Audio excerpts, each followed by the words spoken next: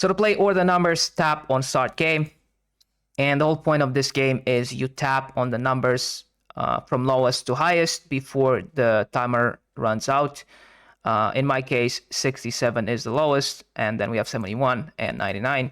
We did it before it ran out, so we moved to the next level. Each new level is more complicated than the previous one, so you're gonna have more numbers. Let's go with 9, 12, 24, and 55, and so on. If you tap on the wrong number, so in the wrong order, let's go with 75, the game will end because you picked the wrong number. It was not the right order. Let's try again. 15, 39, 83. Okay, from lowest to highest, 4, 54, 57, 75, and so on.